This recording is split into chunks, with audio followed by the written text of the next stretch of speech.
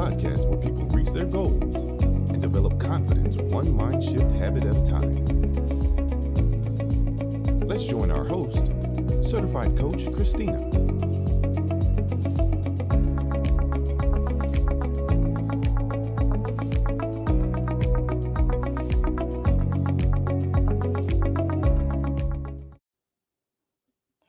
Hello, welcome to Conversations with Coach.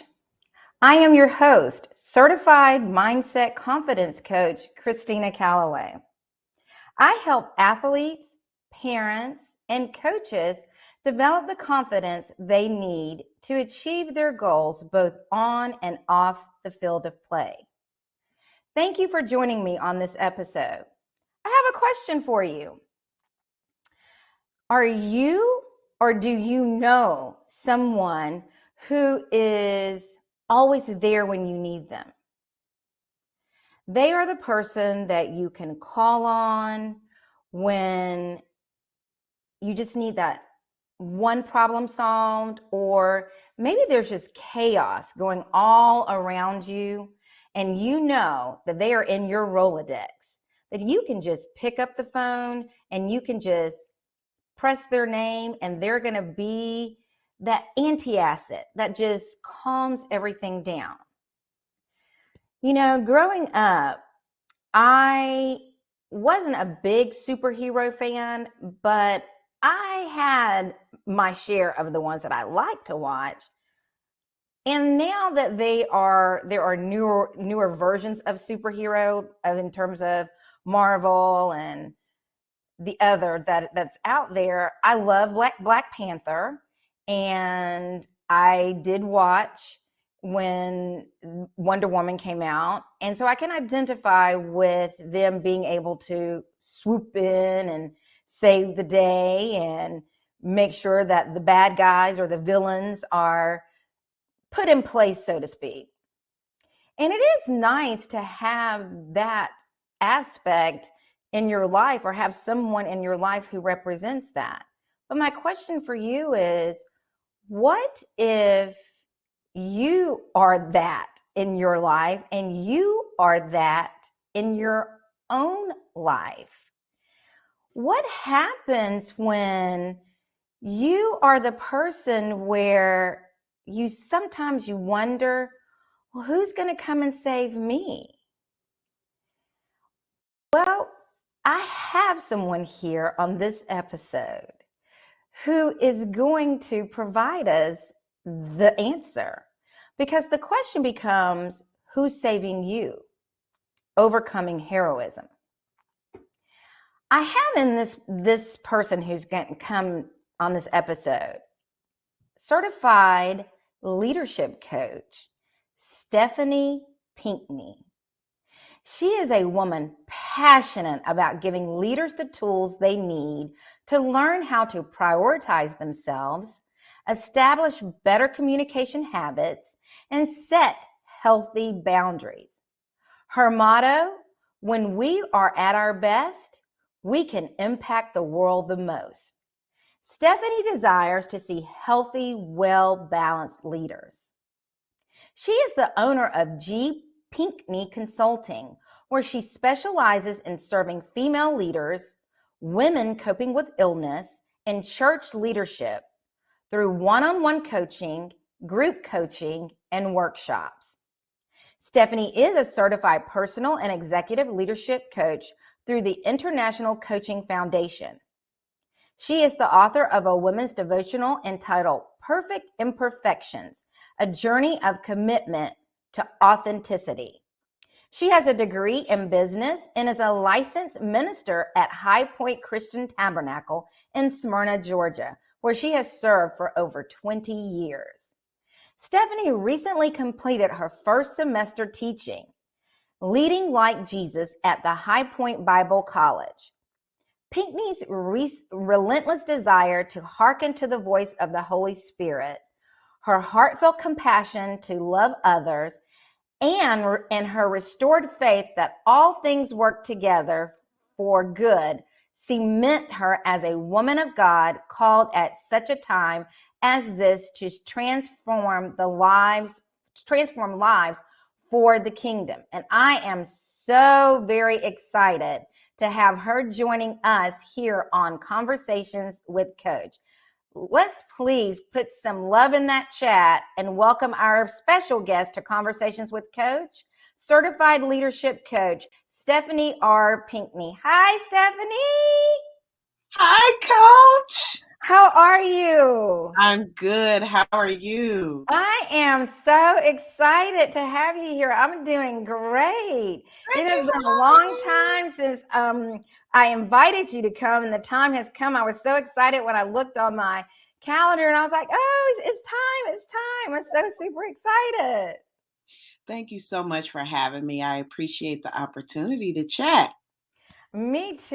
And this title is right up my alley. I know that as a person who likes to get things done and as a person who others see that quality, it Mm-hmm. tends to happen more than sometimes when I sit and I think about it, I was like, wow, that happens quite a bit, that I've ended up in people's Rolodex as Mm-hmm. someone who can help them in certain situations.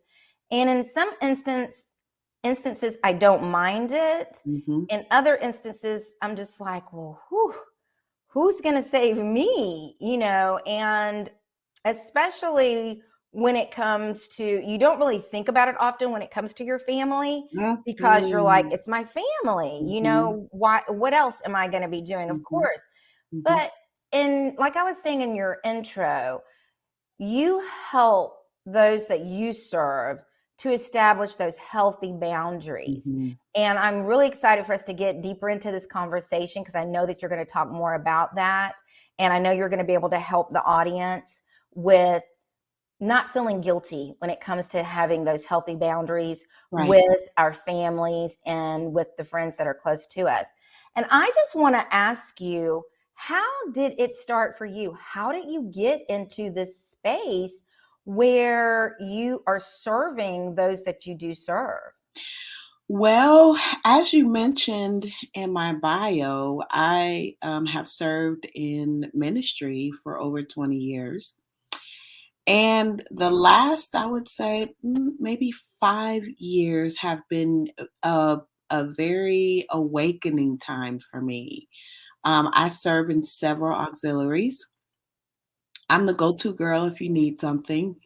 And I don't mind because I enjoy what I do. But I was diagnosed with chronic illness. I was diagnosed with multiple sclerosis in 2011. And then I was diagnosed with lupus in 2019. And so I started to have these restraints on the amount of things that I could do. And it was a challenge because I wasn't ready to accept the restraints, and neither were the people around me. So I pushed myself a lot, uh, overdoing for my family, pushing myself because somebody asked me and because I loved what I did.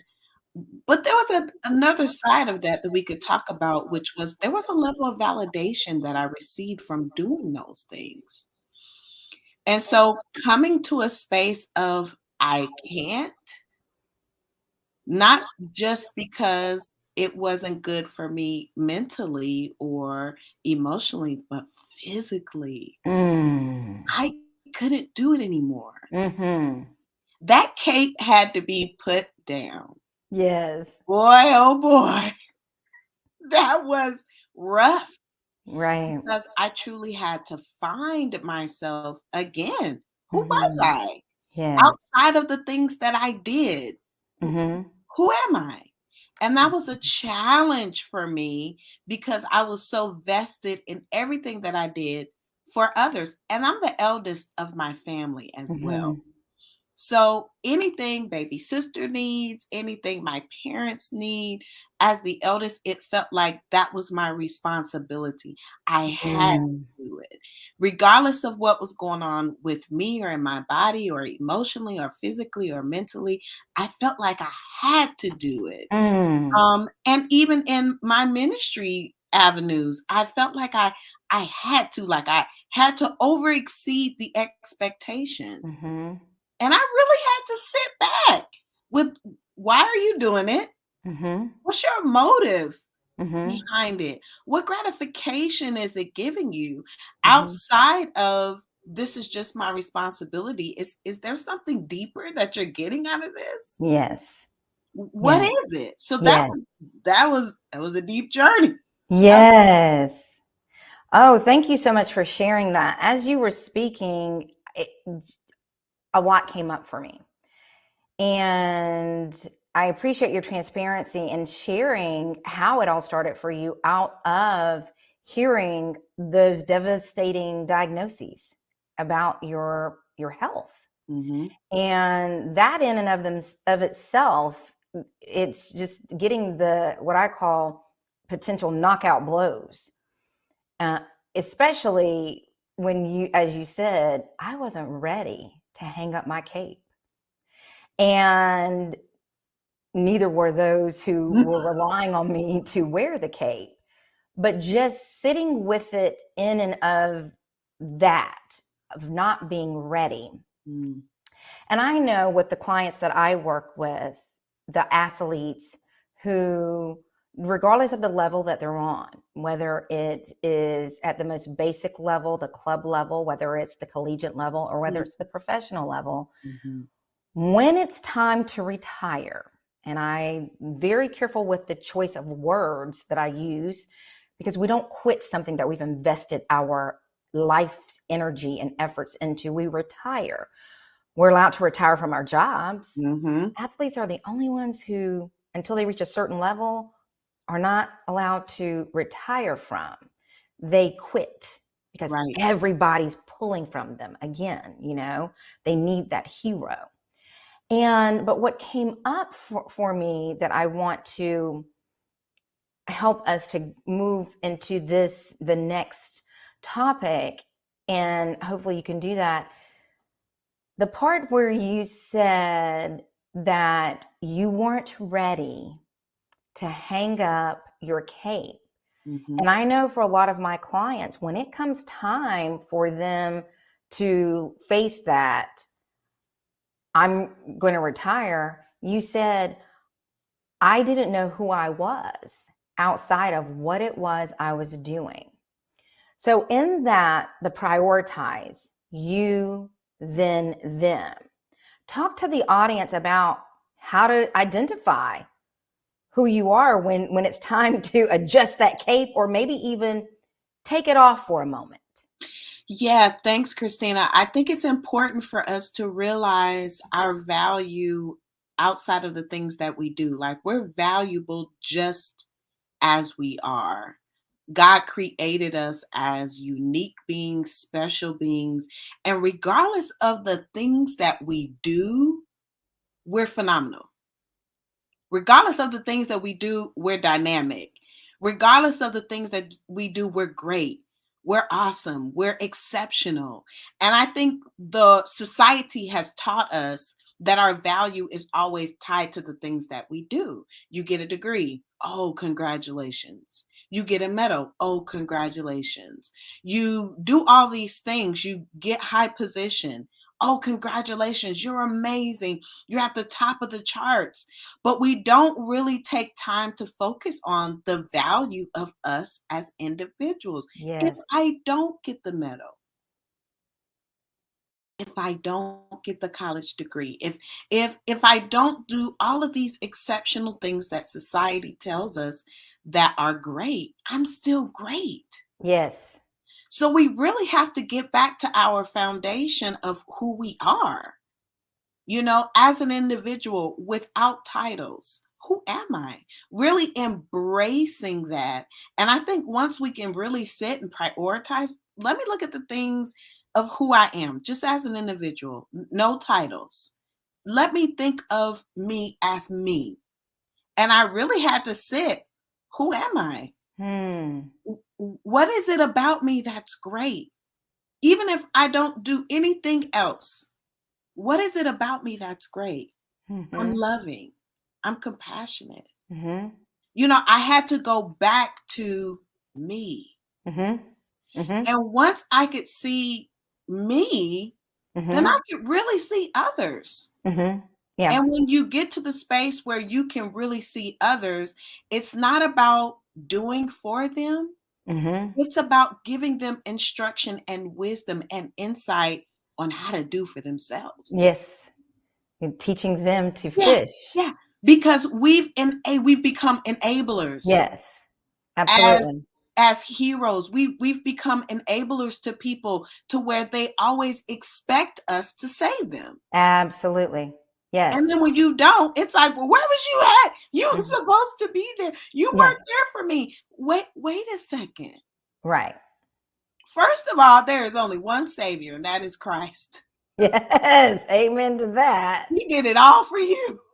You know?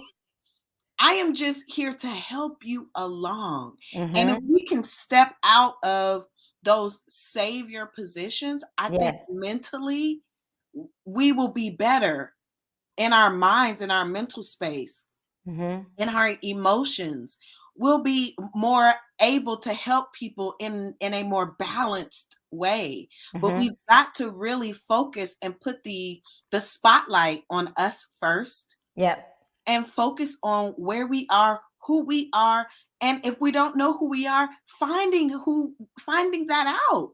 Yes, The that's a good journey. segue. And what the audience doesn't know is Stephanie and I know each other because we went through the same certification training. And we have had several conversations prior to this one about that question being very difficult. Mhm. When you typically ask a person who they are, they will start filling it in with all the things that they do. And I know that we had to go through an exercise in the Yes. coaching training of who are you? Mhm. Many people will stop and pause because they're so conditioned, like you said, so conditioned to start telling you what they do. And Mhm. it doesn't become clear to an individual until they have to sit Right. with that question Right. Right. to learn, to get introduced. How does a Jay-Z song goes? Allow me to introduce myself.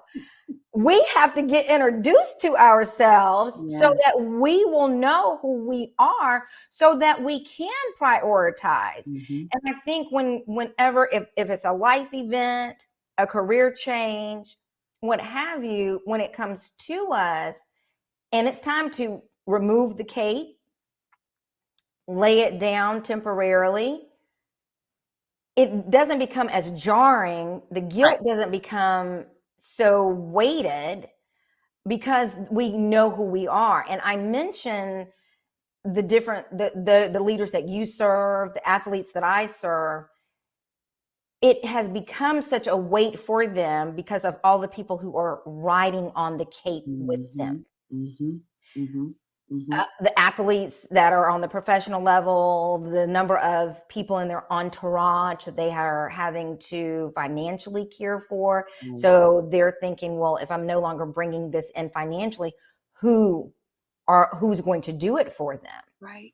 The leader who's over an organization and have all the people that rely on them, all of a sudden it's like, well, what's going to happen to these individuals? Right. So it's in the prioritizing, and it might sound like an oxymoron of prioritizing you than them.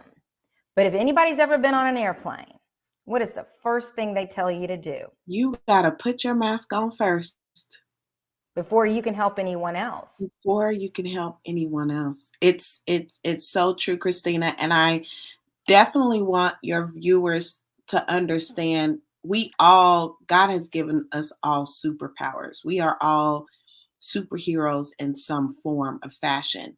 But I think the key that he always wants us to realize is how to operate in our superpower and to have balance. And if we don't have balance, we're no good for other people, let alone for ourselves. So he causes, and that's why the scripture I love, all things work together. I feel like he allowed those things to happen in my life so that one, I could find balance, I could figure out who I was, and really figure out the tools of how to help people without killing myself. Yes.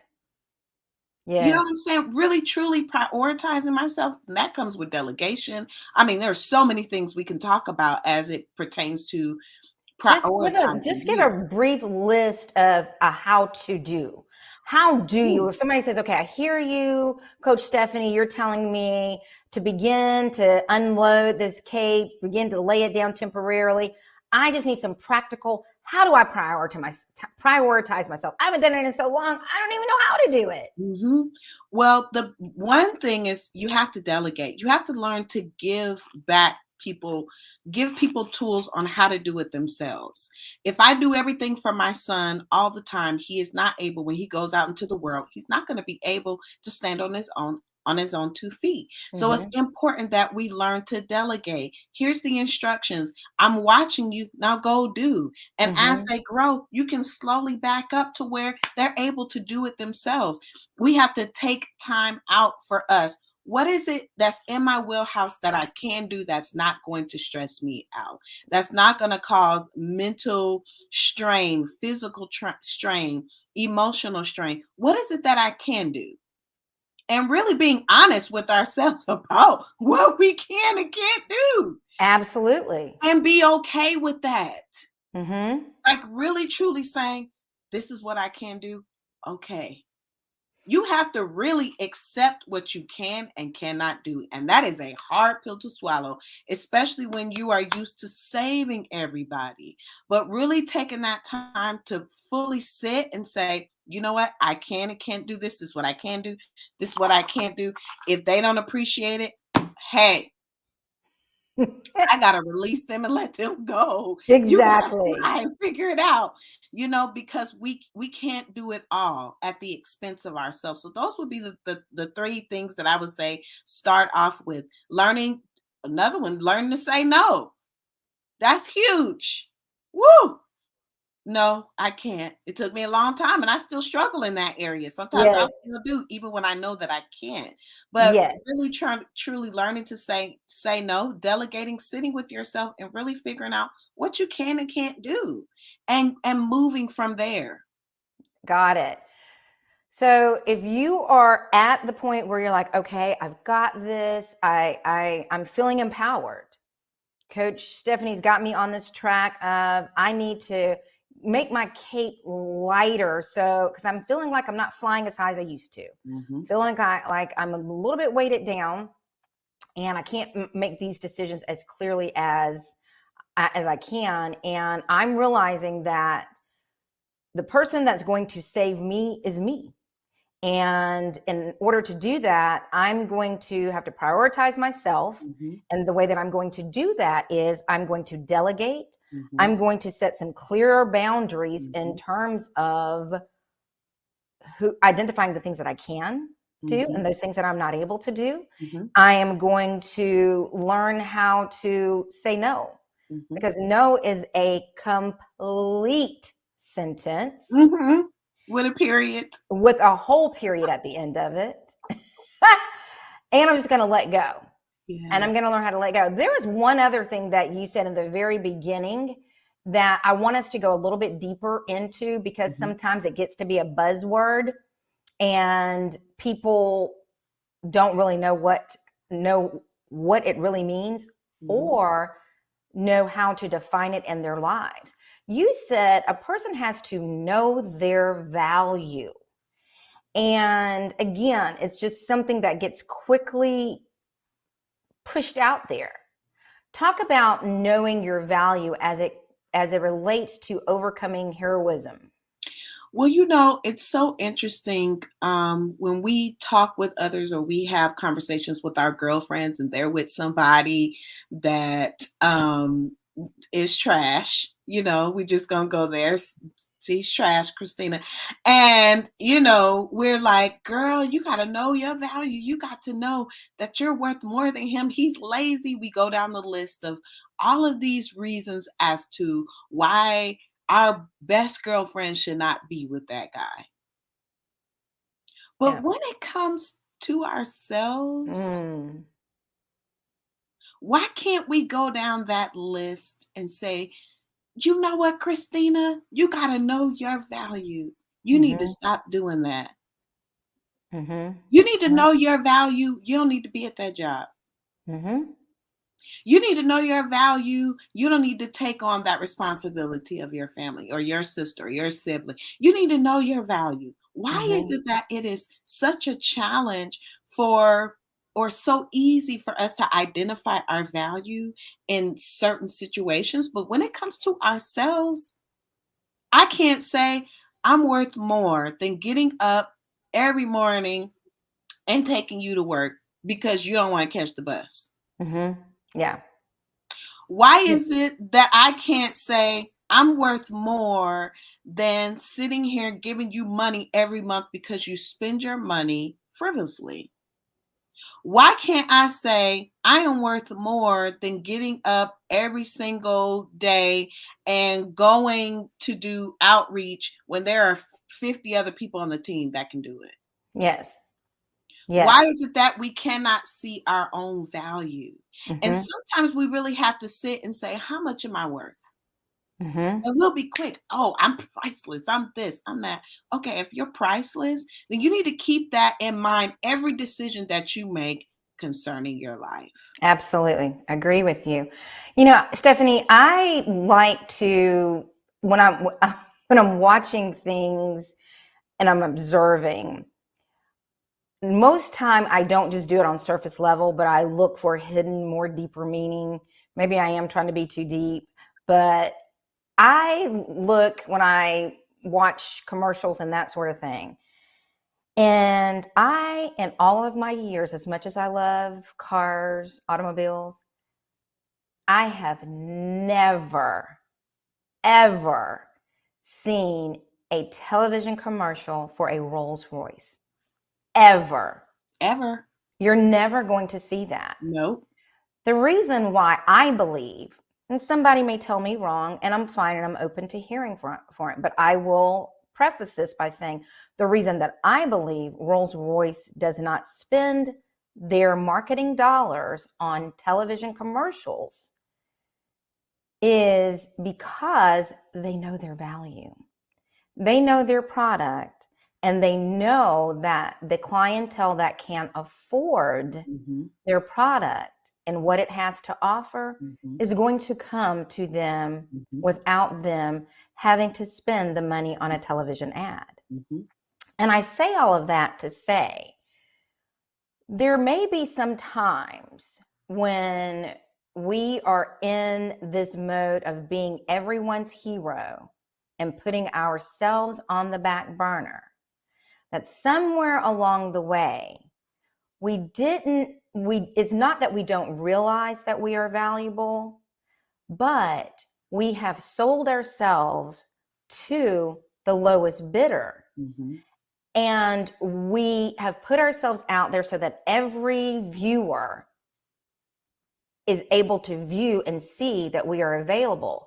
And it may just be that in knowing your value, you have to make what it is that you are available to offer to everyone at such a high commodity that they have to seek you out.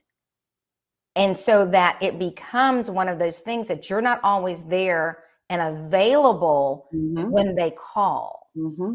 Mm-hmm. because you have empowered them to the Mm-hmm. point where they don't need you. The Mm-hmm. other thing is to the point that you made in the very beginning when you were talking about yourself, there's some residual that comes back in feeling needed and wanted. That's a basic human. Everyone wants that. You want Yes. to feel needed. It's a good, the dopamine just drips Yes. when somebody needs you and they Yes. want you. But when that's in overuse or in overdrive, it is to your own detriment because it Yes. runs you down. And so Yes. what I would like to ask you is this. You have a saying that there is no value in empty, only possibility. And I want you to share with the viewing audience who's viewing us now and those who will when on replay, What is that? What do you mean by that? There is no value in empty, only possibility. So if you have an empty cup, you're thirsty, but all you have is an empty cup. There's no value in it. I can't get anything from it. My thirst cannot be quenched. I can't feel rejuvenated or revived or hydrated because all I have is an empty cup. A lot of times we don't realize how much we give and we're on empty. And really, Hmm. all we're giving is fumes. Mm. We're Hmm. not really giving substance. We're Mm. just giving fumes. And what good is that to you as the giver? What good is that to you? And then what good is that to the person that you're giving from? But there is so much possibility in an empty cup. Why? Because that means that I can fill it all the way up to the brim. There is space for it to be filled. So it is with us. Though at the time, I may feel like I'm empty. I may feel like, man, there's nothing for me to give. But if I get in the place of filling my cup, there is so much capacity in me that can be filled. And once I'm filled, man, the possibilities are endless. How many people can I feed on a full cup? Mm. How many people can be revived? How many people can be restored? But it's only when I'm at my fullest capacity. Mm. Well, Because sometimes, I don't know how many we can fill from a full cup, but I'm reminded of a story with just 2 fish and 5 loaves of bread. and the thing with that is when they finished feeding the There masses, was there left. was more. Come on, somebody. There was more left than what they started with. Can you imagine if I get, but that takes for miracles like that to happen, Christina, we have to be in the right posture. We have to be in the right place. And I really believe when we truly learn how not to save everybody, look, okay, God, I'm going to stay in my lane. I'm going to do the things that you have called me to do. And I'm going to be what I need to be as you have told me to be in a balanced way. I Mm. believe God will take our little and make Mm. it much. Mm-hmm. But that's Mm-hmm. only when we're in our rightful space. Mm-hmm. You know? Coach Stephanie, talk to us about the things to fill the cup, because we all want to get to a point where our cup runneth over. Yes. And busyness is not a productive place to be. That's not Yes. what we want cups to be runneth over with. So Yes. talk to the audience about the specific things to fill your cup. So we're here. We've got you now. You brought us. We have prioritized ourselves. We know our value, and we know that there is no value in empty. So we have poured out. We are now ready to fill the cup Mm-hmm. to its fullest, to its overrunning. Tell us Mm-hmm. what we're going to be putting inside these cups, Miss Stephanie. Okay, I'll start with what I had to put inside my cup. My cup started with therapy. Come on now. I really had to get to the root of some things. And once I understood the root of some things, I was able to pluck up those things, such as there was some low self-esteem there Mm. because my value was in being needed. I felt like these places needed me. And even in my illness, I felt like I wasn't as valuable as I used to be. So therefore, I kept taking on things because that helped fill my cup. That made me feel like I was worth something. Mm. So I had to get to the bottom of that and really realize who I was. That came through therapy. Mm. That came through loving me, self-love. If you're a Christian, as you know, I am, what is love? It's patient, it's kind, it doesn't boast, it doesn't keep record of wrong. All of those things so that I could love my neighbor as I love me. Mm-hmm. Right? So Mm-hmm. I done got my therapy together, got in therapy. I done got therapy. I've gotten some self-love in there. I had to get back in tune with my spiritual self, who God had created me to be, aligning myself. And then I had to surround myself with people that were positive, that could pour into me, that could say, girl, you're doing too much. That would tell me the truth. Yes. But they would help fill my cup. They would encourage me. They would push me. I read. Yes. Filling yourself with good tools, whether Yes. it's books, whether it's podcasts. I just began to fill me in Yes. the areas that I felt that I was lacking. Rest, Yes. sleep, a good night's worth sleep will do wonders. Wonders. Come on now. Truly resting. That meant I had to put boundaries around my phone. I had to set a bedtime so that my focus would come on and it would stop my text messages.